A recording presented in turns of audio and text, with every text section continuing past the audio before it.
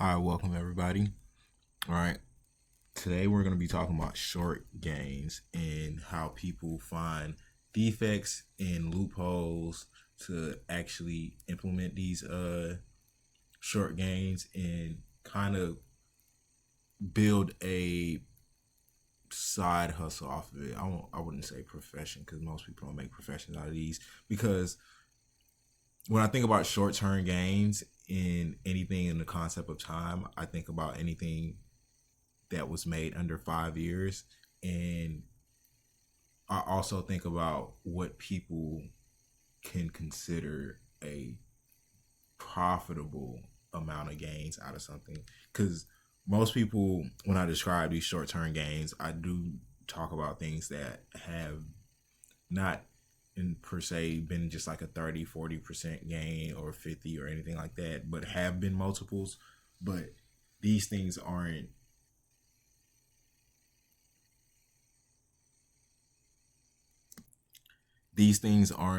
I would say, just something that actually can be made a career out of, or just are consistent things. They go away so soon because in the end most of these are defects or loopholes, so somebody's in the losing end in this. So it has to be stopped within a certain time frame, even though it's not really somebody in the losing end, because a lot of these companies have like these insurance policies that actually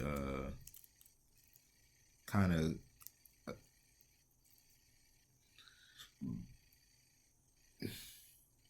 a lot of these companies have insurance policies that they can actually insure them and make sure that there's no actual loss in it, and they can just like file a claim for it.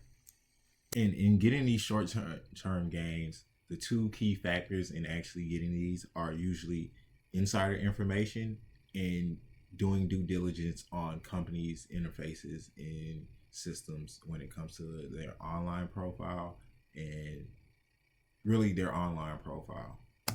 Just to close this out, I'm gonna say this: when looking at things of like these moments where these happened, and like seeing these resale methods and knowing there's groups behind these, and like they have waiting list processes and priority, and just getting in these groups and seeing these methods and people actually learning these methods individually,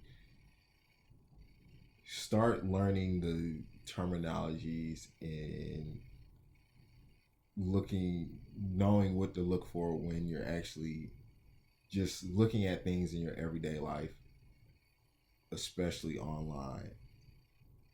And also to say, look at how these things that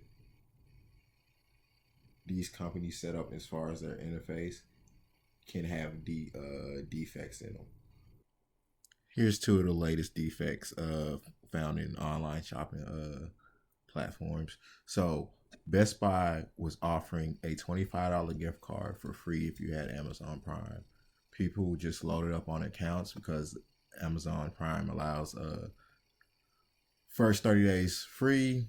Just have an email, credit account, boom, 30 free gift card. People were loading up on those. When you think about it numerically, if you literally can do it just systematically, you can get you could have probably got like 20 within like an hour or two. And when I think about that, that's 250 250 to 500 an hour.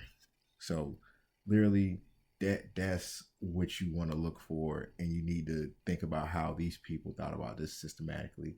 The second one will be Verizon's recent defect with the AirPod Pro and a few more products. If you added 8 to the cart, then you started removing them individually, the very last one, the eighth one, would actually go down from a value of $549 to $24 and some change. Well, let's say $550 and to $25.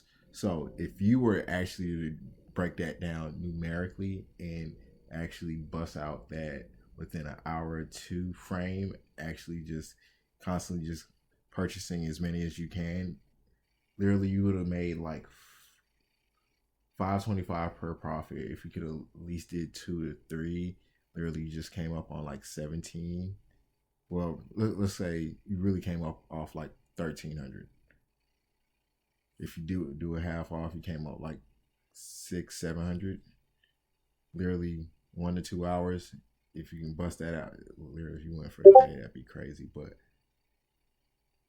if you did these two, or if you know these two examples, literally those are examples of short-term gains that involved insider information and doing your due diligence to actually find these defects in these interfaces.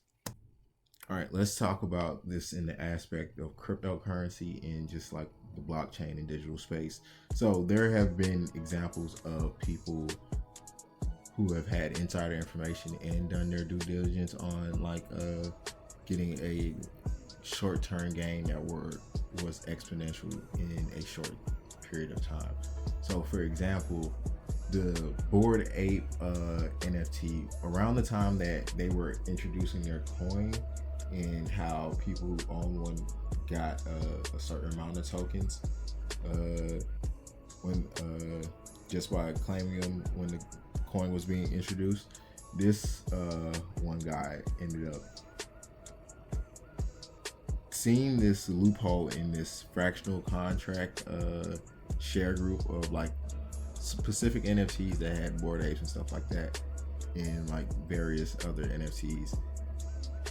He bought enough shares into the fractional group to be able to transfer the NFTs over to his wallet, claim the tokens, return the NFTs for like a minor fee, and keep the tokens, which had a value of $1.2 million.